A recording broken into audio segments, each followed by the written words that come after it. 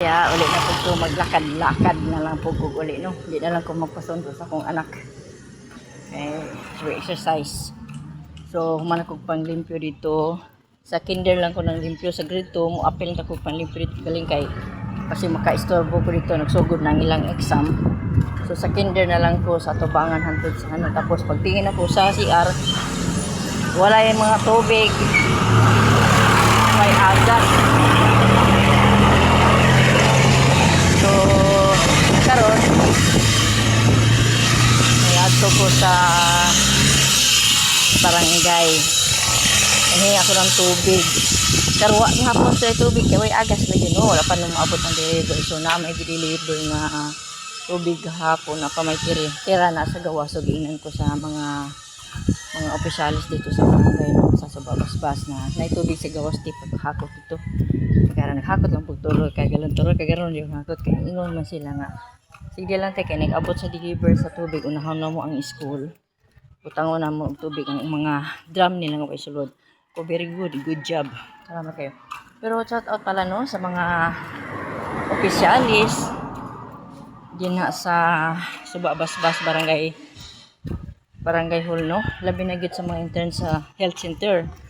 So kami nabilong kami sa Marigondon. So dapat punta ako magpa-check up Marigondon to Marigondon, Basbas to Basbas. So karon kay nga akong mga apo na madyan eskwela. Tapos emergency man no, na papaulion sila kay hilantan. So mao na nga ako ipa-check up. So bawal unta gyud to no kay adi man puti ingon nga bawal. Pero dapat unta gyud Marigondon, Basbas pero lagi kay siyempre hilanat ang bata kinahanglan gyud check up. Ang gidagan pa nako dito sa Marigondon no. So diya na lang nako gikuan diya sa health center sa Basbas dool pa kayo. So pasalamat ko kay ko nila mga kalula kay bisag dili bilong sa Basbas gi-entertain yun nila ang bata. Gi-check up nila. Tegaan mi og tambal kung naa sila mga tambal, kung may tambal gi-resitaan. So wala gid mi ingon nga gibalibaran.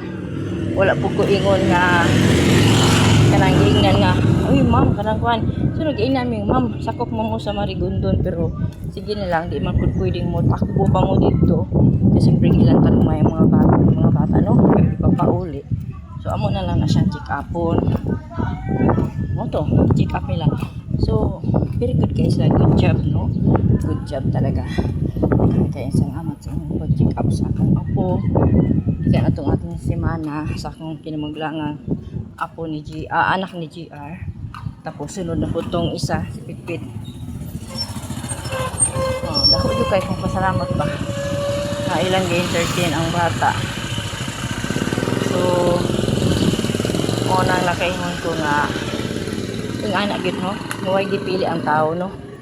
Kung bisan pa man kung dili ka dinha na rehistro sa anang barangay tapos emergency ila yung ating anon. So good job sa inyong taga Subabasbas sa health center no. Daghan kayong salamat sa inyong pag-asikaso sa mga bata. Nagkitagaan niyo priority bisag dili dira dapit nga nagpuyo pero nga naa di nag-eskwela. Oh, so gi-entertain nila. Daghan kayong salamat sa inyo no. God bless og tagaan pa unta mo maayong panglawas aron makaserbisyo pa sa laing mga kabataan ug katawhan. So karon kay kapoy nako. Niguli sa balay mag general cleaning ko no. Kay so mangayo pa kog suri nga di na jud ko katabang sa tindahan. Pila na kadlaw upat na kagabi wa ko katabang sa tindahan. Unsa ano ko pagtabang sa tindahan ani ang akong bata di man pabilin. Atud ko sa eskwelahan mo ni mo ana pag-uli pangitaon ko. So sugod sa uno, wa na jud ko katabang sa tindahan karon hisaad ko sa akong mga kauban nga mosulod karon.